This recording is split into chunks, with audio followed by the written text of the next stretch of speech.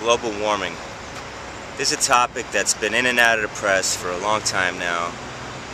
Growing up in New York in the 70s, I remember they were talking about global freezing. In fact, on the cover of Time magazine, the headlines, global freezing coming.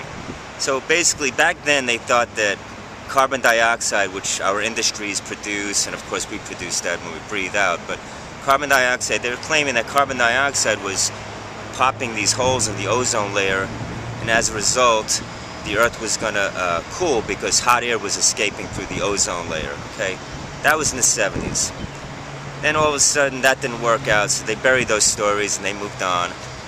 Now, of course, we have Al Gore comes out with this global warming, and his theory was this carbon dioxide, the same evil carbon dioxide, was somehow causing this greenhouse effect, which was causing everything to heat up, and as a result, there was going to be floods, the ice was going to melt, and the whole world was going to be destroyed by 2030, 2040. I don't know, whatever he predicted. Obviously, that whole myth has been disproven, debunked, and he's been debunked. You should check out a story called ClimateGate. You could look it up on the internet, probably Google it. Probably the first 3 or 4 things you're going to find on Google are going to probably support global warming, so you have to go to the 4th or 5th thing to really get the truth, because Google, you'll see in another story, Google's really in the tank for the Obama administration and the left-wing agenda. So you got to be careful when you do a search on Google. You don't just take the first 3 or 4 things that come up. You have to dig a little deeper, because that's when the real true stories will be found. Okay, let's get back to global warming. This whole global warming premise is that somehow carbon dioxide is going to cause this greenhouse effect, which is going to cause ice to melt, which is going to cause the seas to flood and land to be lost, and then animals will not have a place to inhabit, and then animals will die, and then eventually life as we know it will cease to exist. Well, the problem I have with that theory is that they keep on changing the story. First it was global freezing, then it was global warming, and then when we pointed out that it's actually not getting warmer, it's actually getting colder, they changed it from global warming to climate change. And then climate change can pretty much include anything, like if it rains too much, that's climate change.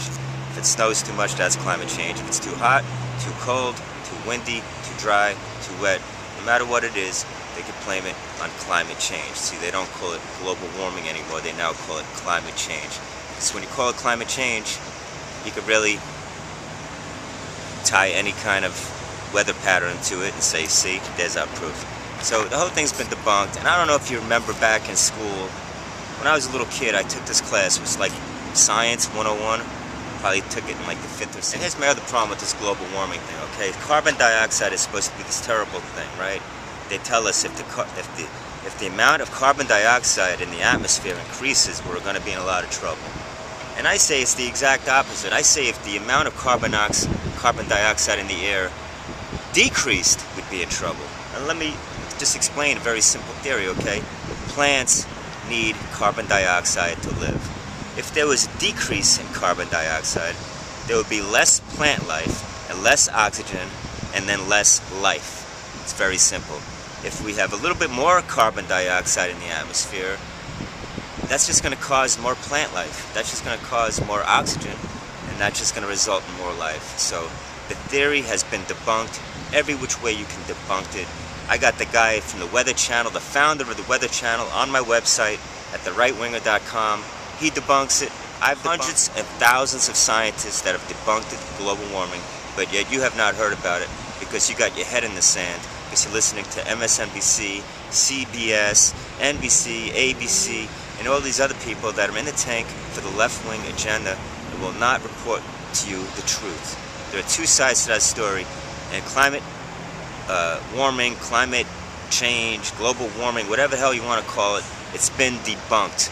Sure, us as human beings, of course we have a responsibility to this planet to limit our footprint, to limit the damage that we do on this earth. Of course we do that. As a right-winger, of course we do that. But let's stop this alarmism. You know, you guys on the left are always accusing the right of being warmongers and fearmongers talk about fearmongering. This climate gate, this global warming is fearmongering of the worst kind. So stop it.